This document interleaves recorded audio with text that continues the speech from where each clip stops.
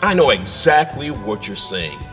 Here comes another keto hamburger bun recipe, and I've tried them all, from fathead dough to almond flour, and none of them looked like a hamburger bun, and quite frankly, none of them tasted like one. Most of them were either cheesy, eggy, or mealy like a muffin, and you would be correct that most of them did fit that very description until now. Today, I will be introducing my recipe for the Keto Onion Hamburger Bun. This bun is different because for the first time ever, the taste and texture most closely matches the taste of a hamburger bun that you get from a bakery. And it has under 5 grams of carbohydrate. Now let's pause here for a second and discuss keto breads and buns in general. We need to adjust our thinking slightly since we measure our palates against the pillowy white store-bought bread and buns. However, they are not actual bread in the strictest sense as what you would think from a bakery, but they're manufactured for softness with additives and conditioners. A loaf of bakery bread has nowhere near the same consistency, and even if the baker used white flour, it would never be the same as a store-bought bread. Now, one comparison should be, how close does the keto bread approximate bakery bread and rolls? It's just as impossible to make a keto loaf that looks and tastes exactly like a store-bought loaf as it is for a bakery loaf to be exactly like a store-bought loaf. In fact, a keto loaf, if it's not a conglomeration of cheese and eggs like a fathead dough, is a very healthy substitution for bread. One that's made with almond flour or coconut flour or vital wheat gluten will have fiber and vital nutrients. Store-bought bread has to be enriched with vitamins to be healthy, yet it still lacks the fiber of keto or bakery breads. So, having said all this, let's move forward and proceed in the process of making these spectacular keto onion buns.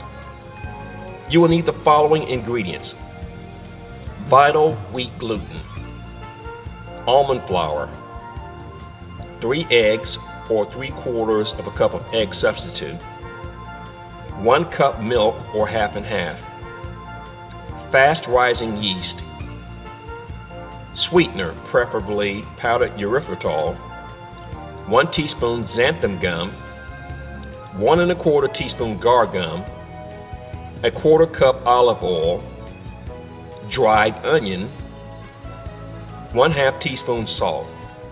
The first step is to warm the cup of milk or half and half for 30 to 40 seconds in a microwave until lukewarm. Next, add the tablespoon of sweetener and 1 teaspoon of the yeast and mix it together.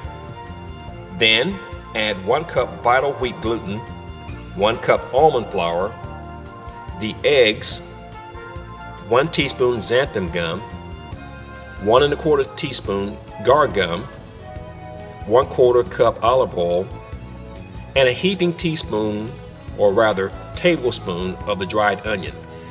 Now, let's pause here and say this. If you don't want onion buns, but just simply want a plain bun, you can omit the onion.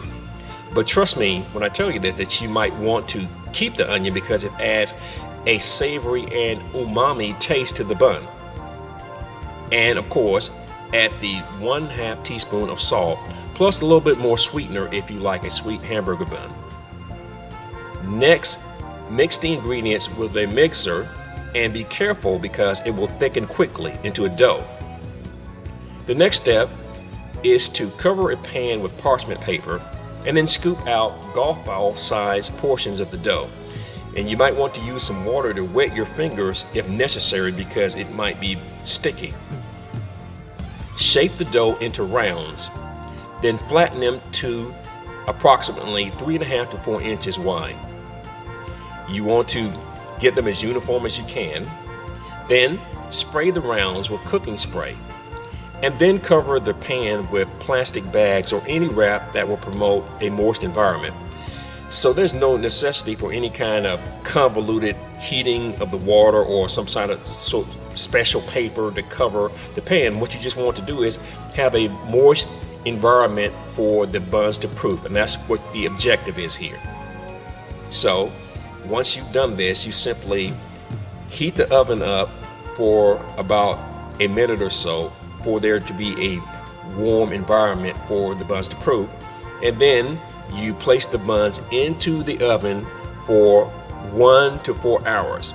And after about an hour, you can check on them to see if they're ready, and they would risen to about 1.5 their original size at this point, or a little bit more than that.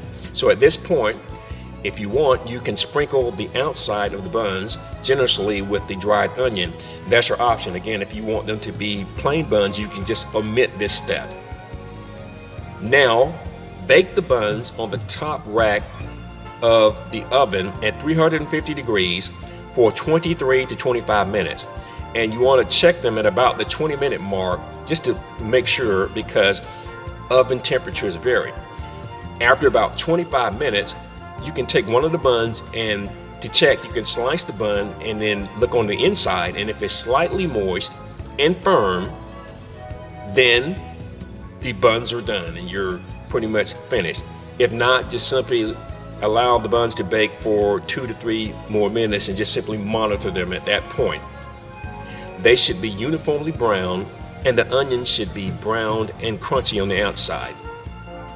And there you have it, my recipe for Keto Onion Hamburger Rolls. Are they the best keto hamburger buns ever? Why not toast a bun, make a burger, and then bite into that burger, and then you be the judge of it. I guarantee you that you will be pleasantly surprised. I'm Dr. FeelRight, and I'm always looking for healthy food recipes and healthy tips to keep you feeling right. I hope you enjoy this recipe, and as always, thanks for watching and have a great day.